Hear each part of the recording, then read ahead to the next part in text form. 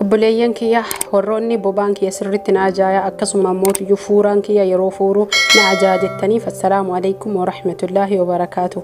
Ashama harka fuuna hordoftoota fi kabajamtoota Razaan Ooroo jirra jirtu amantiif kutaan gandaan osoo waliin qoodin. Obboleeyyan kiyya akkuma baratame warroonni maatii koontan subscribe gochuun maatii kootti dabalama. Sammalee jechuun warri maatii kootaa tan like godha. Namoonni viidiyoo laaltan like godha isiniin jedha. Itti aansuun kabajaan isin gaafadha. Warroonni subscribe gootan mallattoo bilbilaasan oli rakaachuu hin irraanfatina akka viidiyoon dabareedhaan yoo anasii gadhiisu wanni isin fayyadu isin bira qaqqabu isiniin jedha. Asumaan har'a waa'ee bobaa kennaa yookiin ammoo foolii hamaa bobaa yookaan irraa dubbannu ta'e akkaataa hedduun jechuudha. Karaalee hedduun kan bobaan kenna foolii dha'uudha. Tokkoffaa irratti nyaata irrallee kan sababamutu jira. Lammaffaa irratti ammoo qulqulleessituu bobaa kennas ta'e akkasuma ammoo kan jalaa jechuudha. Iddoo rifeensa jiru qaama keenyarra kan qulqulleeffannu hedduu qulqulleessituu haadduun jechuudha. Sababa tahuu ni mala keessattuu jechuudha. Biyya ho'aa kana keessatti haadduun hedduu kan sababa tahuu fi sammalee jechuudha. Akkasuma ammoo dibatoota garagaraa kan bobaa ofii irras tahee akkasuma bakka rifeensi itti bahu saalaa irraa kan ittiin qulqulleeffannu sababa hedduu hin taha. Innis jechuudha akkamitti sababa tahaa haadduu malee akkamiin jiraana jechuun hin danda'ama.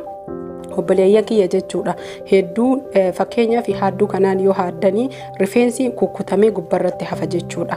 Fakkeenyaaf kan bobaa jechuu akkuma amantiitittuyyuu buqqa'utu ajajamanatti fakkaate akka amantii kiyyaatti kan beeku jechuu yeroo haaddanii haadduun tuni gubbaa qofa irraa murti malee hidda isii hin buqqistu jechuu. Kanaaf yeroo san rifeensi afaan godhatee ol dhadhaabatee jechuudha booda sanii akkam taha achi keessan fuuraan kan yaa'uu fi fuuraan kun booda sanii baakteeriyaa fi akkasuma faangasii godhatee faangasiin sun kan ajaa'udha jechuudha. Bobaan keenya ajaa'u osoo hin tahini sababa rifeensi qajeelee hin qulqullaa'iniif akkasuma ammoo bobaa keenya jalatti rifeensi hafeef fuuraan uumamaatii fi akkasuma fuuraan bakka hedduu kan qoodamu jira. Fayyaa irraa fi akkasuma ammoo fuuraa fayyaa qabeessa kan ta'e jira. Sababa ho'aatii fi akkasuma ammoo biyya qilleensa ho'aa ta'e kan jirutu jira. Kana ta'uuf ammoo sababoolee foolii hamaa baasan qaamni keenya nu kan ittisuu danda'u karaa nyaatatiin, karaa dhugaatiitiin, karaa qulqullinnaatiin, karaa dibataatiin jechuudha. Asirratti kan gadi fageessee isin ibsuu qabu har'a waan ajaa'iba qabadhee isin dhufe jechuudha. Kan bobaa keenya ittiin rifeensa qulqulleeffannu jalqaba irratti ammootu akkamitti foolii hamaa ofirraa balleessina kan jedhuuf inshaallahu ta'ala itti aanee viidiyoon kan dubbadhuu fi yookiin ammootu isinis kan daawwattan ta'a. Jalqaba irratti jechuudha har'a foolii qaama keenya jechuudha foolii balleessuufis tahee akkasuma rifeensi keenya akka ciccitee qoqortamee hin hafne guutuutti rifeensa keenya ofirraa qulqulleessuuf waan sadii nu barbaachisa. Inni tokkoffaan uf amansiisuudha. Inni lammaffaan hifannaa fi akkasuma ammoo sababoolee garagaraa of jala kaa'uu dhiisuudha jechuudha. Kanaaf har'a sukkaara kan dhiyeeffannu loomiidha bishaan. Loomii takkaa fi sukkaara burcuqqoo takkas haa ta'u lamas haa ta'u bishaan jechuudha. Kana sadiin qofaan bobaa keenya qulqulleeffachuus taane akkasuma rifeensi osoo hin hafin buqqisuu dandeenya karaa salphaan. Amma distii fuunee ibiddarra kaa'na jechuudha. Distii kanatti sukkaara burcuqqoo tokkoo fi walakkaa na'idha. Burcuqqoo barbaaddanii safaruu ni dandeettanii garuu burcuqqoo bishaaniitiin illee safaruu ni dandeettanii akkasuma kan bunaa yookiin ammoo niskaafaa garagaraa dhugaatii garagaraa ho'atii safaruu dandeettan. Amma burcuqqoo tokkoof walakkaa distitti naqannaa jechuudha. Karaa kanaan jechuun tokkoffaa warroonni bobaan keessan isin gurraachatanii akkasuma balfa garagaraatiin baakteeriyaa faangasiin rifeensa yeroo haaddan isin irratti hafee bishaanillee burcuqqoo tokko jechuudha. Karaa salphaa ta'een inshaallahu ta'ala hojjannee kan isinitti agarsiisu akkasuma hojjettanii mirkaneessuu dandeetta. Warroonni biyya biraa jirtanis taatanii warri biyya keessa jirtanis amma osoo ibidda jala qabsiisiin ibidda jala qabsiisuu henna. Osoo ibidda jala qabsiisiin loomii teenna takkittii tana guutuu itti cuunfin. Yoo loomii guddoo fayyadamtan walakkaa loomii yookiin ammoo cimmaaqii yookiin cuunfaa loomii maankaa tokko maankaa guddaa nyaataa tokko fayyadamuu qabdanii jechuudha.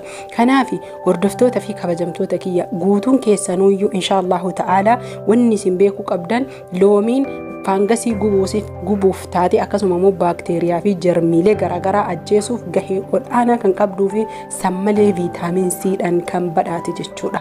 Viitaamin C jechuun gogaa qaama keenyaa addeessuufis tahee akkasuma bareechisuuf laaffisuuf qulqulleessu ibidda laafaa kana jechuudha. Ibiddi haga dhumaa laafaa tahuu qaba. Ibidda laafaa salphaa tahirra kennee maankaan haxumaa waliin dhooyna. Haxumaa yeroo waliin dhooynu kana haxumaa sibiilaa tahuu qabu yookiin cilfaa yookiin maankaa garuu xumura irratti maankaan nu barbaachisa. Haxumaa kam tahuu qaba kan mukaa ta'uu qaba jechuudha. Ammaaf malee haxumaa mukaa ta'uu qaba. Irra caalaa haxumaa mukaa osoo ta'e an haxumaa mukaa waan hin jirreefi kan godhe jechuudha. Warroon haxumaa mukaa isinii jiru haxumaa mukaa. Asirratti kan isin ibsu barbaadu ammallee gadi fageenyanii sukkaarris jechuudha gahee guddaa kan qabu. Tokkoffaa irratti gogaa keenya akka banamuu fi akkasuma akka lallaafee gogaan keenya banamu jechuun akkamitti isin ibsuu danda'a. Akka gogaan keenya banamee yeroo sanitti yeroo loomiin walitti fayyadamnee yookiin rifeensa buqqifnutti akka gogaan laafee dafee rifeensi buqqa'uu fi sammalee akka qulqullaa'u kan nu gargaarudha. Ibidda laafaa ta'e irratti haala kanaan danfiftanii haala kanaan qopheeffattanii karaa salphaa ta'een jechuudha. Rifeensa qulqulleeffachuus ta'ee foolii balleessuu ni dandeenya. Garuu foolii balleessuun kana qofattee miti qoricha biraa kan fayyadamtantu jira. Isallee ammootu inshaallahu ta'ala yoo yeroo nu dhaqqabsiise kan itti isiniif himuu yoo hin naqqabne ammoo dabaree karaa itti aanutti qabadhee kan isiniif dhufu isiniin jedha. Asumaan jechuun ammallee kan addaan isinii baasuu qabu haala kanaan ibidda laafaa taheen danfee sukkaaraa loomii bishaanii diimata jechuudha. Amma tibsii yookiin ammootuyyuu sahnii guddaa wayii jechuudha. Kama shaayii ittiin geessitanii buna irratti waa irra keettanii ittiin geessitan fiddanii waa jala aftanii carqii furdaa jala afuu qabdanii asirra gadi naqxanii diriirsitan. Maal godhuu heddii jechuun keessaa waan obboleeyyan kiyyaa obsaan hojjedhaa laalaa hin sobdi chaanaala guddifachuuf warroonni jettan illee hedduutu jira jechuudha. Chaanaala guddifachuu barbaade chaanaalli carraa guddata. Chaanaala guddifachuu barbaade wantoota biraa hojjechuu danda'a. Chaanaala qofa osoo hin tahin iyyeen chaanaala kanaa guddatu hin barbaada. Akka bakka guddaa gahee Oromootiyya waan gaarii hojjedhee argu hin barbaada. Haala kanaan saanii irratti naynee diriirsinee akka qorrogoora.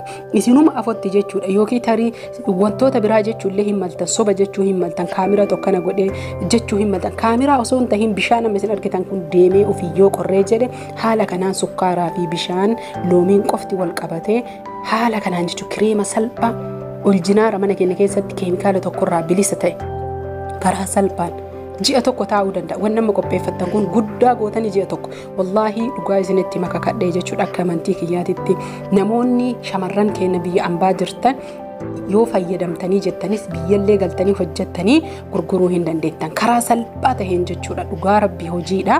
Inshaallahu ta'ala ani yaada akkasii qabaa warroonni hin sobda jettanii fi kunoo akkuma amma isin argitan kanatti maan kan fuutanii amma garuu o'aa waan ta'eef harkaan nama qabata. Garuu yoo qabbanaa'e harkatti isin hin qabatu jechuudha. Haala kanaan gaagarannee yookiin saanii irraa guutuu isaa baafnee lafa kaayannee booda sanii walitti deebifnee guutuu isaa laastikii qadaada qabu keessatti erga qorree kaa'annee achi kunnee rifeensa keenyatti bobaa keenyatti laxxafnee eegas yamootuyyuu irraa ol harki bunna jechuudha. Karaa salphaa ta'een haala kanaan miiciqannee haala kanaan wal fudhachiifnee yoo fiddanii bakka rifeensatitti rakkiftan irratti diriirsitan kan rifeensa qabatee ammootu jechuudha. Kallattii fuulli yoo rifeensi keessan dura ol haaddanii jiraattanii akkam godhuu qabdan isinitti fakkaatee karaa rifeensi ol haadame san afaan isaa irratti gadi dibuu qabdan achumaa gadi buqqiftan jechuudha. Hanga barattanii xiqqoo kan isin dhukkubuu fi akkasuma immoo ofitti rakkistanii buqqisuu wallaalina kallattii rifeensi jiruun itti dibdan jechuudha. Kana guddaa osoo hin tahin xiqqoo wayii kuttanii haala ammaan godhe kana haaluma amma argitan kanaan jechuudha. Haala kanaan sukkuumaa itti deebistan hin gattan takkitti ofirraa buqqistanii hin gattan haaluma amma argitan kanaan jechuudha. Rifeensa keessaniin kan bakka kam jiruun qulqulleessuu dandeettanii karaa salphaa ta'een akkanumatti guutuu kaachifneefidha. Jalqabaaf inshallah isinii gala jedha yoo isiniin galle video ilaalatuma hojjechuu dandeettan jechuudha. Garuu saanii kana yookiin tibsii kana akkuma isin argitani yeroo amma akka bakka takkatti gadi naa gargalu maal godhe bishaan yoo inni xiqqoo qorree wal qabatu gahe carqii jala keettan jechuudha. Cinatti akka dabee cinatti walitti isinii guuramu amma waan ta'eef xiqqoo harkaan nama qabata haala kanaan jechuudha. Kun akka qabbanaa'u ammallee erga tibsii irraa bahee jedhee ammas kanniin walitti deebisna haala salphaa taheen jechuudha. Kunoo tibsii irraa xumurree jirra. Inshaallahu ta'ala rabbiin khayrii haa godhu haaluma salphaa taheen haala kanaan fayyadamuu hin irraanfatina. Akkasuma mootuyyuu namoonni hedduun soba warri jettan gootanii ilaaluu dandeettanii rifeensa keessan kan karaa kamiinuu jiru haala kanaan qulqulleeffachuu hin dandeettanii taraa itti aanu ammoo qabadhee isinii dhufa akkami ajaa ofirraa balleessina yookiin foolii hamaa ofirraa balleessina kan jettaniif ammaaf isinitti dheeressi asumaan nagahatti horaa bulaa. Najajjabeessuun dagatina turtiin